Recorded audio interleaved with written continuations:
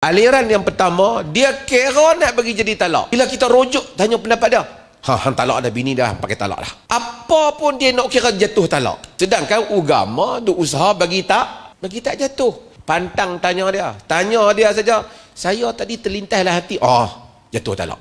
Ada ustaz jenis tu, hak ceramah dalam radio macam tu pun ada. Dia 2 perlis tak ada, kalau ada 2 perlis ada, kita gam.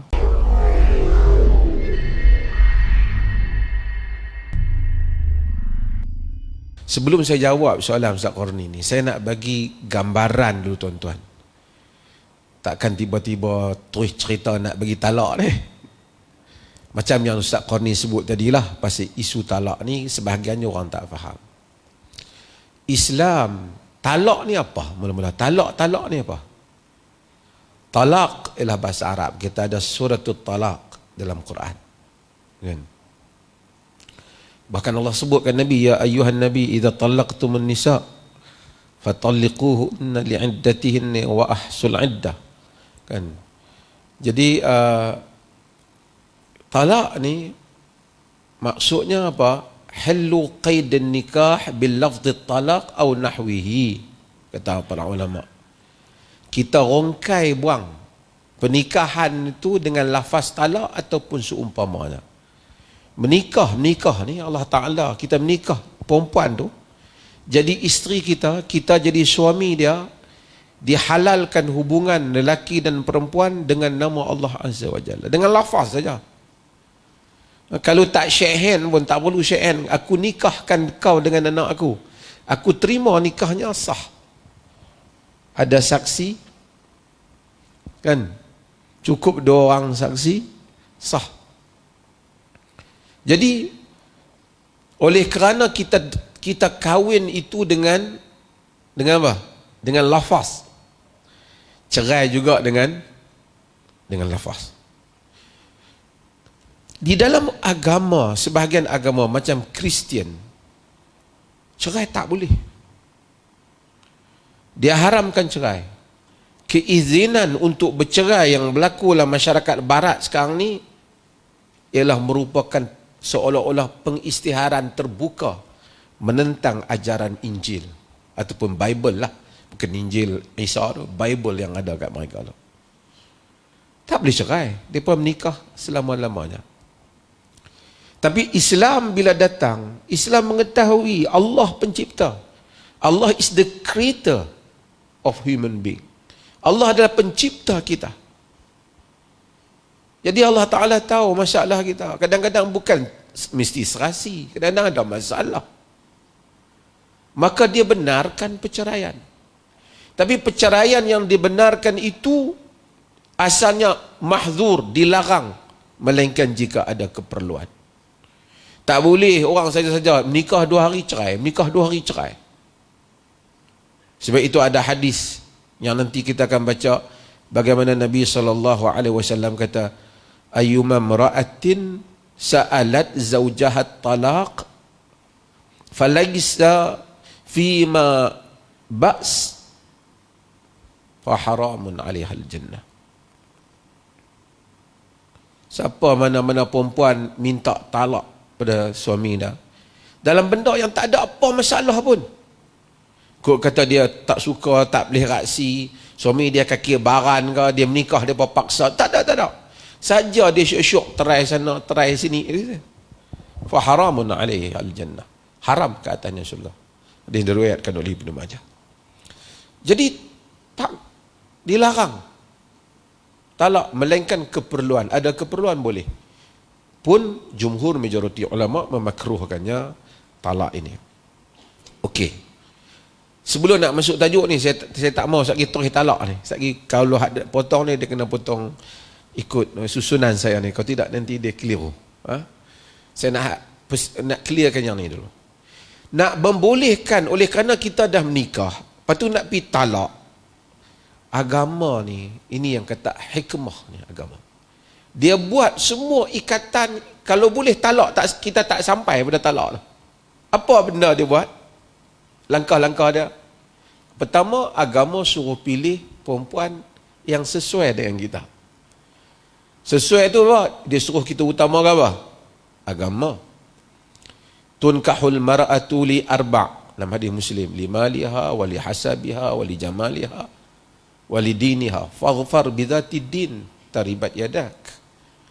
Wanita dikawini, setengah orang kata kawinlah wanita kena 4. Salah terjemahan tu. Tak betul loh terjemah macam tu. Nabi bukan kata kahwin wanita kena 4 perkara. Nabi kata dikawini wanita kena 4 perkara. Normally orang menikah kena 4 benda ni lah. Nabi kata, pertama pasal harta dia, hasabiha pasal kedudukan dia, pasal jamaliha cantik dia, pasal agama dia. Nabi kata kamu pegang yang agama tu kukuh lah. Bukan Nabi tak ambil kira soal rupa, ambil kira. Taklah boleh menikah, hang pergi carilah mana-mana, hang kutip pergi lah. Omai kat aku. Tak boleh. Seorang Ansar dalam hadis yang diriwayatkan oleh Imam Muslim, dia nak kahwin. Nabi kata an-nazarta ilaiha? Kau dah tengok dia? Dia kata la. Nabi kata izhab fanzur ilaiha fa inna fi a'yunil ansar syai'a. Dalam riwayat Imam Ahmad, fa innahu ahra an yu'dama bainakuma. Nabi kata, kamu nak kahwin ya? Dah tengok ke? Tak tengok Rasulullah. Pakai jadi orang kira macam tu. Nabi kata, pergi tengok dulu. Karena pada masa orang Ansar ada sesuatu. Sebahagian ahli hadis kata mungkin ada benda yang kau suka dan tak suka. Sebahagian dalam riwayat Imam Ahmad kata fa innahu ahra an yu'dama bainakuma, kerana itu akan menjadikan kamu lebih dapat berkasih sayang. Lepas menikah, ya Allah, aku hidung macam ni tak minat. Tak boleh. Weh, aku Nabi suruh tengok dulu. Berapa dah tu? Pilih, tengok. Lepas tu kena bagi dia setuju, tak boleh kahwin paksa. Nabi tak bagi kahwin paksa. Lagi apa lagi? Bahkan Nabi orang bercinta. Dalam hadis Ibnu Majah, satu anak yatim ni, dia bercinta dengan satu lelaki. Cinta, 2 orang. Hak jaga dia, tengok nak kahwin, tak padan kau ni, tak apa kaya, nak kahwin hak kaya sikit. Nabi kata la yura lil mutahabbain mislun nikah. Riwayat Ibnu Majah. Tidak diperlihatkan kepada 2 orang yang bercinta seperti nikah. Maksudnya kalau bercinta bagi menikah lah, Nabi kata. Nabi tak kata bercinta salah. Sebab tu saya hantar orang yang kata tak apa, okey bercinta. Yang salah tu bila dia bertindak yang salah. Takkan dia tak cinta, tiba-tiba aku benci ke dia, kahwin lah, dia duduk cadang juga. Ada orang kata kahwin cinta selepas berkahwin, tak apalah, itu teori. Tapi Nabi kata la yura lil mutahabbain misl nikah. Hadis Imam Ahmad tadi fa innahu ahra an yu'dama bainakuma. Itu lebih menimbulkan cinta di antara kamu berdua. Tengok dulu. Sebab ada khitbah. Hak atas mimbar ni kita panggil khutbah. Hak pi Minang kita panggil khitbah. Khitbah masuk pi Minang. Minang boleh tengok dulu. Hak biasa-biasa tak boleh tengok, hari itu boleh tengok. Kalau itu jenis pakai purdah, dia buka. Nak bagi. Lepas tu menikah ada tanggungjawab dia. Wa ashiruhunna bil ma'ruf. Gaulilah mereka dengan cara yang ma'ruf. Nak bagi apa? Hidup aman damai. Tak jadi juga dia gaduh nak berkelahi. Kan? Wallati takhafuna nushuzahum fa'idhuhun. Lagi? Wahjuruhunna fil madaja'. Lagi? Wadribuhun fa in ata'nakum fala tabghu 'alaihinna sabila. Dan wanita-wanita yang kamu takut nusyuz, nasihat dia. Janganlah buat macam ni, salah. Nasihat. Tak makan nasihat dia. Katakanlah dia pula balas kata hang nak nasihat, hang leteruk aku ke. Katakanlah, mudah-mudahan tak lah kan. Nasihat fa'idhuhun, nasihat mereka. Wahjuruhun fil madaja. Tinggal tempat tidur. Tak usah duduk sekali. Malam jangan tidur sekali. Orang perempuan kalau dia ada cinta besar dia pada kita, kita tinggal tempat tidur dia rasa apa? Beratlah. Suami dia tak mau tidur dengan dia. Tapi kalau dia kata lega dia tak tidur dengan aku, duk serabut dia dah. Tak larat aku nak dengar dia punya berdengkur dia. Sini orang dia panggil mengeroh. Berdengkur dia. Tak dengar cakap juga. Tak dengar cakap ni nak tengok juga tak dengar cakap apa. Dia tak dengar cakap dalam benda yang ma'ruf. Kalau dia tak dengar cakap suami dia suruh pergi beli rokok tak padan. Dia tak dengar cakap benda yang baik. Kata jangan duk pergi keluar untuk tutup aurat ke apa, dia dah buat. Fa'idhuhunna wahjuruhunna fil madaja wadribuhun. Pukul. Oi, dengar yang ni dia betul aku duk tampak semua ni. Betul no. Pukul ini bukan suruhan bermaksud ada pilihan setelah suami tu layak lah. Kalau suami pun dia yang patut kena pukul tak badan. Suami ni soleh, elok semua, cakap semua, bukanlah pukul hari ni rupanya boleh peringkat pukul dah. Aku kena pergi beli rotan lah ni. Bukan. Imam Syafi'i kata pukul dengan kayu siwak. Kayu apa? Kayu sugi tu. Maksudnya bukan nak bagi sakit, nak bagi rasa saja. Kata suami ni serius. Maksudnya tak pernah pukul saya ni. Maksudnya aku bersungguh. Tapi Quran kata fa in ata'nakum fala tabghu alaihinna sabila. Jika dia dah taat kepada kamu, jangan duk cari pasal. Jangan duk cari pasal. Tak jadi juga.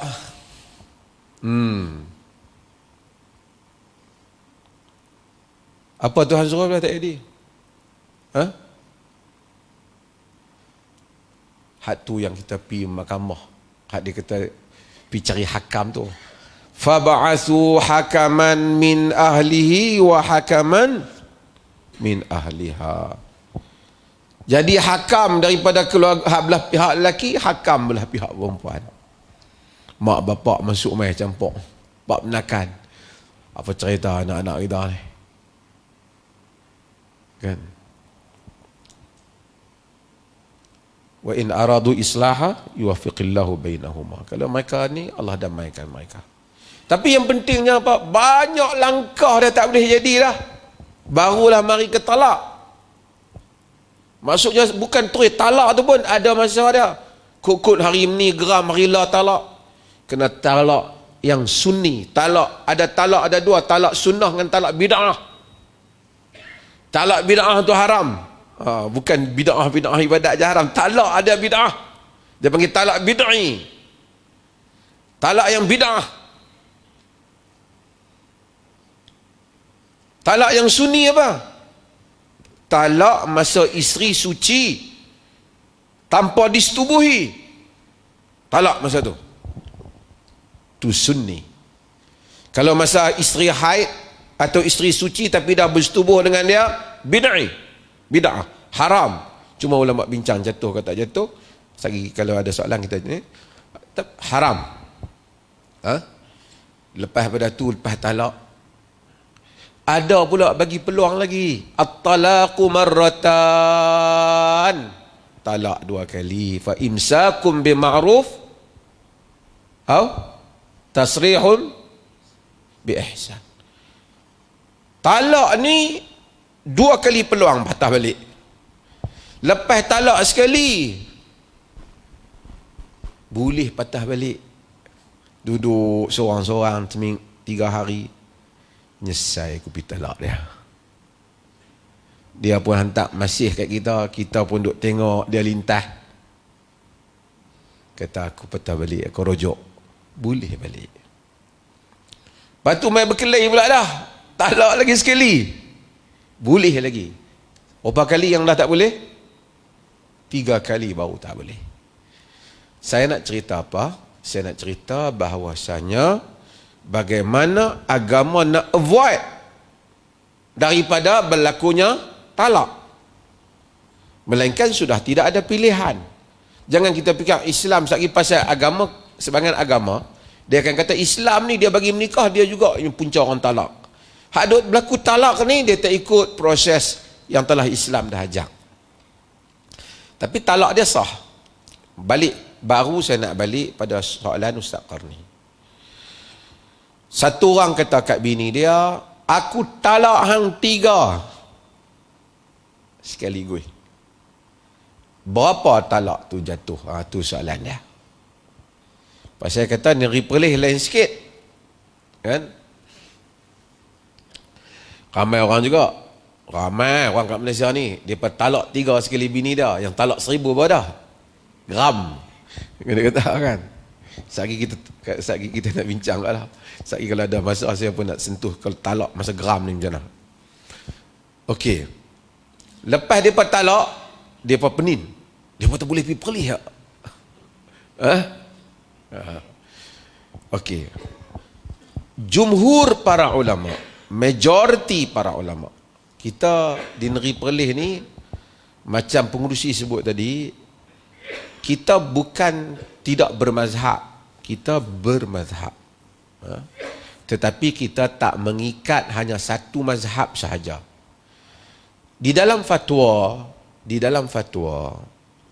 kita nak selesai masalah, bukan nak tambah masalah. Manusia ni di dalam bab talak, ini jadi panjang tapi tak apa, saya nak penting. Dia ada 2 aliran. Tapi kita kena duduk di tengah. Aliran yang pertama, dia kira nak bagi jadi talak. Bila kita rujuk tanya pendapat dia, hang talak ada bini dah, pakai talak dah. Apa pun dia nak kira jatuh talak. Sedangkan agama duk usaha bagi tak jatuh. Pantang tanya dia saja, saya tadi terlintaslah hati, jatuh talak. Ada ustaz jenis tu, hak ceramah dalam radio macam tu pun ada. Dia duduk Perlis tak ada, kalau radio Perlis ada kita gam. Tak boleh, dia kira nak kira jatuh talak. Ada aliran sampai jelas jatuh pun duk kata tak jatuh lagi. Kita tak boleh.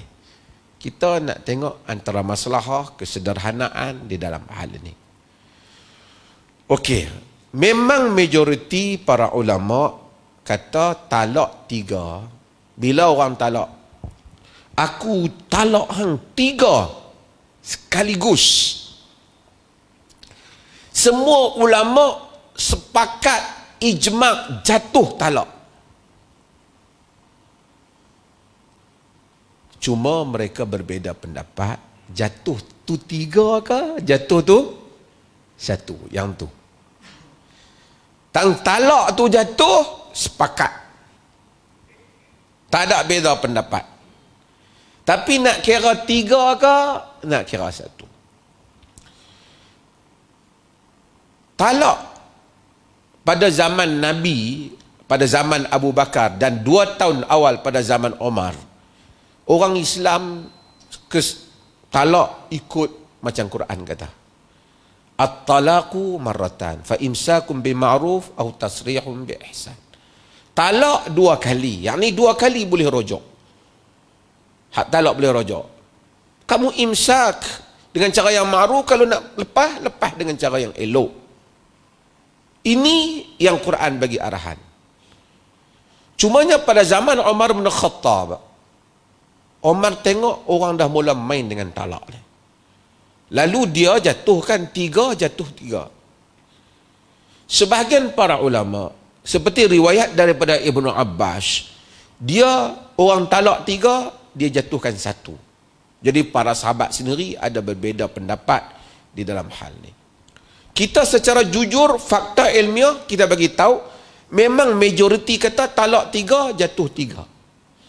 Tapi pilih pendapat yang menyatakan talak 3, jatuh 1. Berdasarkan nas itu, siapa yang sebut pendapat ni?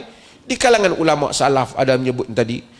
Yang menyokong pendapat ini Ibnu Taimiyah, kemudian antara yang kuat zaman ni menyokong ni ialah Dr. Yusuf Al-Qaradawi. Dia kata yang ni menyelesaikan masalah. Orang Arab kekibaran, dia bagi sekali 3. Lepas tu pening lah. Ya? Betul pening. Jadi tujuan talak itu kata dia untuk bagi orang peluang. Kalau talak tak boleh rujuk dah, susah. Memang orang talak tu kadang-kadang macam-macam ada. Jadi di negeri Perlis ni dia talak 3, yang untuk kali pertama jatuh 1. Perlis saja kalau dunia ni tak. Negara-negara Teluk kebanyakan macam negara Arab, kebanyakan macam Perlis. Negara Arab. Tuan-tuan pergilah Qatar ke Kuwait ke Saudi ke semua kebanyakan macam Perlis. Tapi ada tempat yang kadang-kadang mereka beza ikut qadi, tapi kebanyakan mereka sama dengan apa yang kita pilih. Bagi mengatasi masalah ni, oleh kerana hukumul qadi yarfa'ul khilaf, mengikut kaedah hukum pemerintah itu, keputusan qadi mengangkat perbezaan bila berlaku perbezaan. Kalau tuan-tuan talak di negeri Kedah ataupun di Selangor 3, pergi kat hakim dia kata 3, jadi 3 lah. Pasal benda khilaf tapi kepada pemerintah.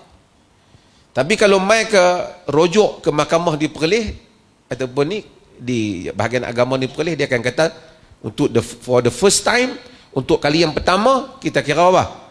1. Kalau dia talak pula 10 ke berapa kali yang kedua, dia kira 2. Di atas khilaf di kalangan ulama ini. Katakanlah, itu saya dah sebut dah, tapi saya sebut pilah. Dia ni duduk di Perlis, dia yakin talak 3 jatuh 3. Dia pegang qaul jumhur ni. Dan dia talak 3. Jatuh 3, dia yakin 3. Isteri dia pun yakin 3. Dia pergi habaq kat pemerintah, kat mahkamah kata 3. Selesai masalah dia. Kami dah 3 kali dah talak. Habaq macam tu. Kalau dia di negeri yang lain, dia talak 3, digeram hari tu dia kata aku talak 4. Bini dia kata no, dah 4 habis. Tapi lepas tu dia kata dia menyesal, dia kata sebenarnya bab menyesal ni nanti saya akan cerita talak menyesal macam mana. Katakanlah kita ambil, dia kata sebenarnya silap aku bab 4 itu. Tapi aku sendiri percaya macam di Perlis dia pegang, macam Qaradawi, Ibnu Taimiyah, negara Teluk, negara Arab ni. 3 jatuh 1. Kalau isteri dia kata saya pun faham macam tu juga, dia pergi habaq kat mahkamah apa? 1. Tapi isteri dia kata no, abang dah kata 3. Dok 1, 3. Pergi mengadu kat qadi. Kalau qadi tu di negeri yang 3, dia kata 3, hukumnya 3. Kalau isteri kata 3, suami kata 1 ataupun sebaliknya, pergi mengadu di negeri yang mana mahkamah kata 1, hukumannya jadi 1, kerana dalam masalah perbezaan antara dua pihak ni, hukmul qadi yarfa'u khilaf. Hukum pemerintah mengangkat perbezaan pendapat. Tuan-tuan faham apa yang saya terang ni? Faham tak tuan-tuan? Lepas dia tengok mufti ni cakap apa? Sat 3, sat 1. Tuan-tuan faham ni? Faham tak apa. Tak faham nak kena letak jawatan.